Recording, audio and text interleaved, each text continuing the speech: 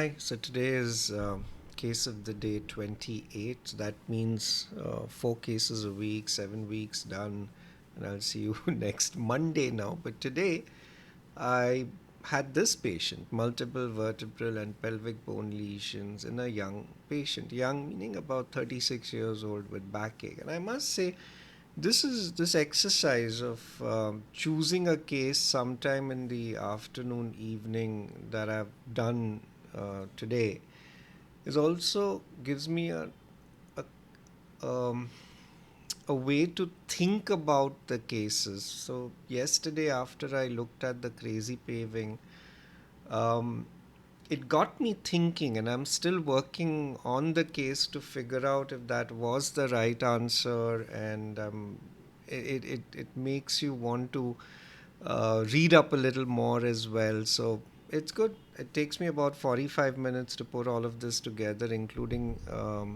the video. And in a way, it's time spent away from perhaps scrolling through Insta or Twitter. So I would say it's time well spent. So anyway, here's the T1 shows you at least two lesions here, L5 and L3. There's a path fracture, multiple pelvic bone lesions. You can see the L3 on the axial. The whole spine shows multiple lesions and other dorsal vertebral bodies.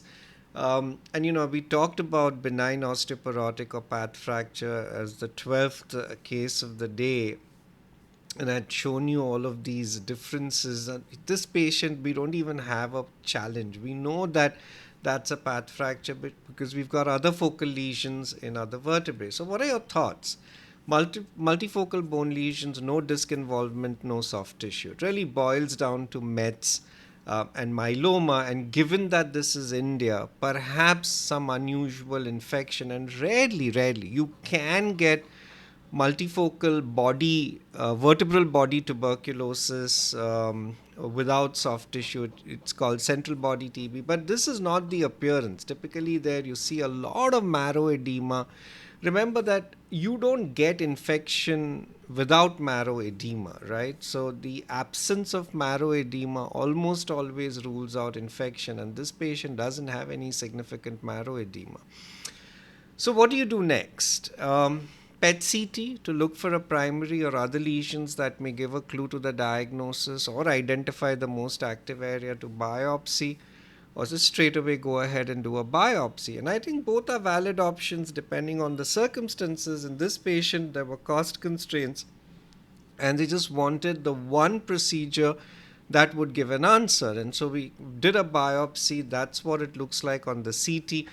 You have to be careful during the biopsy because there's a fracture here, and if you go in and you just sample the fracture part, the pathologist might not be able to give an answer. And so it is also a good idea to aspirate enough material for cytology, which is what I did. So simple transpedicular approach using a 11 gauge into the vertebral body. That's the 18 gauge BARD that I've then introduced through the bone biopsy. So the bone biopsy first went into the center where I did the aspiration, then I withdrew it a little here and then biopsied everything in multiple directions to get multiple cores, and the aspirated material has been sent for microbiology and cytology. So I don't have an answer. It'll come next week. That's the whole point of looking at a case you've done the same day, because you don't always get answers. Like real life is not giving a lecture where everything has been sorted out.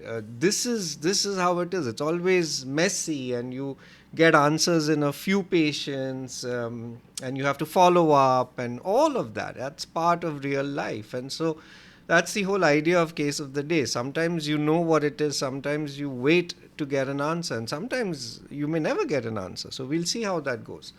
But remember that this pattern of discrete vertebral and pelvic bone lesions, even in a TB endemic country, suggests malignancy. And specifically in this patient without any significant marrow edema, that is even more so. So both PET-CT first and then biopsy or biopsy first are valid options. At the time of biopsy, you should get adequate material for microbiology, especially TB. Obviously, you'll get for histology, but also for microbiology. That's the WhatsApp channel. Thank you so much for viewing this, and I'll get back to you once I have the answer.